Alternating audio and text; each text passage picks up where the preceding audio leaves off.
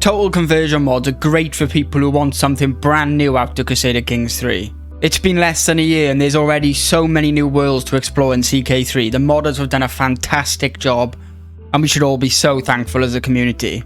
I just wanted to say these are my 5 favourites, but just because a mod isn't on this list, it doesn't mean it's not incredible. And these are just my opinions, so yours will be different, and I'd love to hear your top 5 too. I just quickly wanted to say, if you do enjoy this video, be sure to subscribe to stay up to date on Crusader Kings 3 mods. So coming in at number 5, we have Shogunate. Japan is definitely one of the areas not in Crusader Kings 3 that I think many would agree has insane potential. Well, that's where Shogunate comes in. Created by Fun, so you know it's high quality, adding 3 start dates with a total of 27 suggested characters that include a lot of real historical figures. With their family trees mapped out, which is just a nice level of detail you don't often see. These family trees are huge, allowing you to track back generations. There's a new goal for you to achieve, gaining the next Imperial rank. You just need a certain realm size, starting off as a Jugoje. Now each rank will grant you a +1 to your domain size, all the way up to needing 70 counties, giving you the Juchi trait, giving you massive boosts to diplomacy and stewardship and an insane +20 realm size. So in total for this map there's 2 empires, 20 kingdoms, and it's filled with many different cultures, and 3 faiths, the biggest being Shinto. Now the biggest goal is to found a new shogunate, granting you the empire title, but you will need a realm size of 80. And control the Kuni of Yamashiro. Once you do all that, you will be the most powerful person in Japan, using the new men-at-arms to achieve this, from the samurai to the elite Yumi Ashigaru. I just feel like I don't exactly have loads to say about this mod, but don't take that for it being bad. It's a lot of fun bringing medieval Japan, and it excels at its detail. They did an amazing job mapping out Japan. There's just so much potential to have fun here. There's so many different playthroughs to try. Like, I can't say this enough. I do really recommend this mod. Number 4, we have The Way of Kings, bringing an incredibly detailed representation of the world of Roshar, and it's all based off the Way of Kings fantasy novels. I haven't read them, but I've only heard amazing things about them. It brings you into a world full of warfare between the humans and the Singers, allowing you to either defeat the Singers and fulfill the Vengeance Pact, taking the Shattered Plains and unite all the lands, or on the other hand, bring the Singers to power, wiping out every human and dismantling the Vengeance Pact. And using your unique ability to change form, Singers can pick 4 forms, allowing you to progress faster on goals such as war or having children. But either way, you're going to need some artifacts. There have many different forms that bring the person who has them unbelievable power, allowing them to dominate on the battlefield.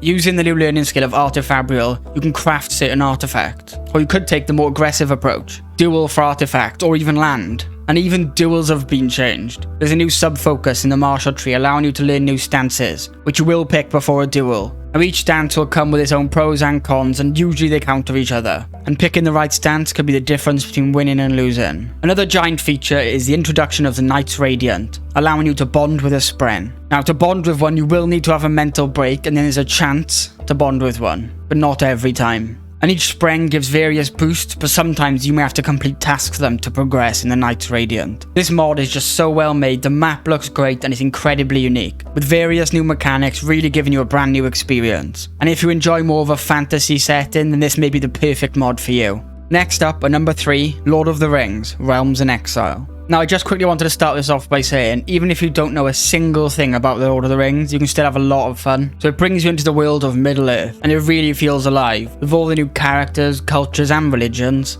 Now the map itself isn't giant, but it's so detailed you can tell they took their time to recreate Middle-earth for this mod. They even created custom holding graphics such as Minas Tirith being a giant white castle, or the dark fiery mountains of Mordor. And yes, you can play as Sauron.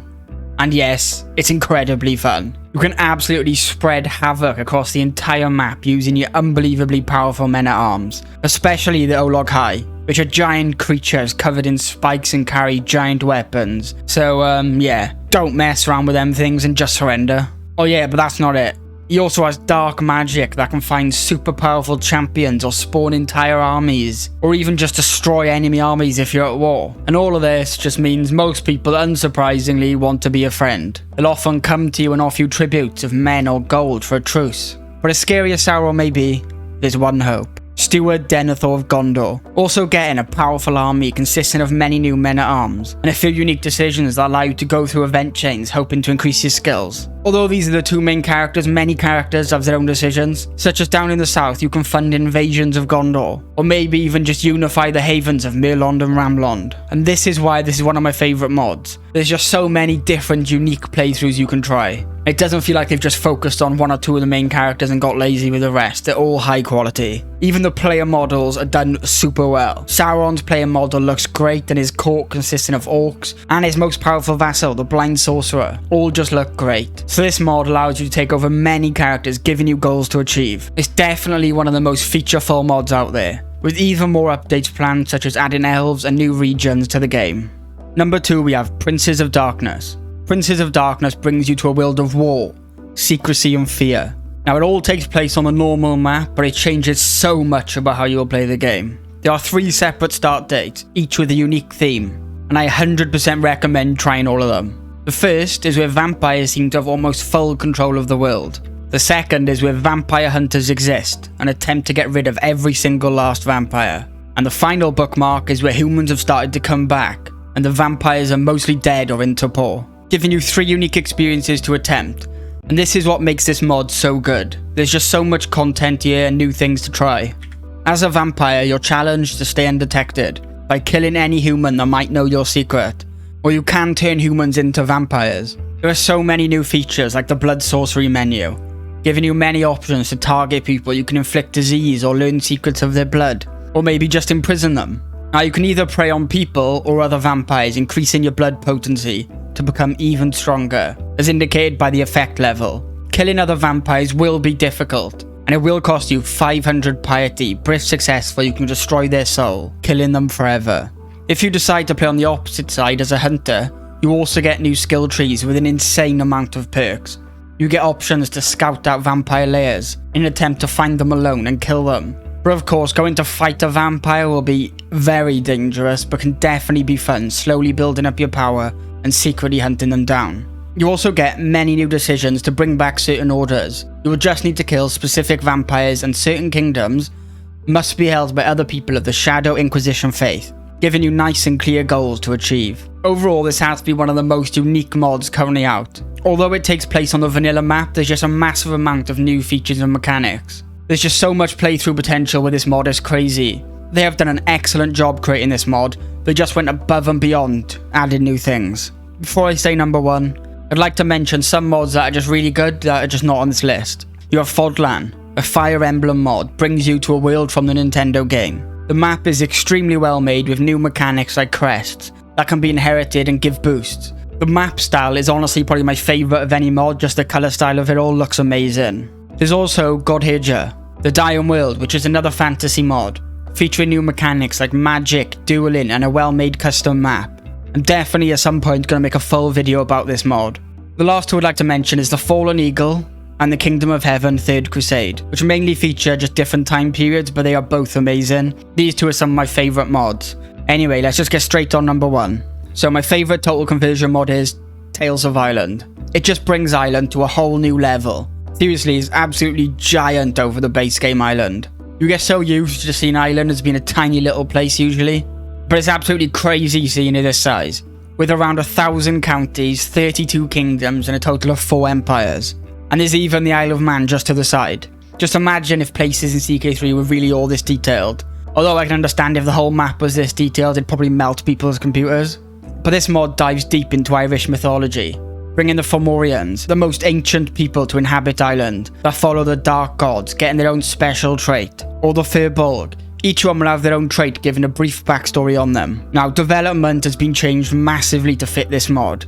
Instead, you have cattle, and you will get an event each year that can either boost or take away from your cattle. But the thing I like about this is cattle raiding. Yes, you can gear up, go to war for some sweet beef. Now, I really like that mechanic, as development changes all the time, so you see other people get richer quicker, and it's just a big change. I really like it. You are also able to be elected as the High King of Ireland, giving you some new events such as reclaiming Tara, giving you claims and retaking the High King capital, or calling the Royal Army, spawning an army of 500 men. Now, 500 men might seem tiny, But this game also changes the base amount of levies, decreasing them by about 8 times. So 500 is actually quite a lot, as you'll mainly be focusing on men-at-arms to get a bigger, better army. I really like this system as it makes like the army mechanic more unique and you have more control over your army. So the main goal of this mod, of course, you're going to want to unite all of Ireland. And that can be helped by declaring your ambition to unite Ireland. You will have to meet some requirements, but this allows you to subjugate any neighbour, really speeding things up. There's even new lifestyle trees, although unlike the base game where you focus on one, you just earn experience for that lifestyle by just doing related tasks such as war. And you need to be careful, realm succession will be much harder to manage. With ancient partition, all heirs share the land and become independent. But if you are powerful enough, you can force single heir succession. This is just such a well-made mod, everything works perfectly, I've never had any issues with it. There's all kinds of new cultures and religions and even unique men-at-arms. So if you're interested in learning more about ancient Ireland mythology, then this mod is definitely for you. Anyway, I just want to say thank you for watching, and if you liked this video, be sure to subscribe. I upload content all the time around CK3 mods, and I got some more ideas planned. And I'd love to hear what your favourite CK3 total conversion mod is and why. And hopefully, I'll see you in the next one.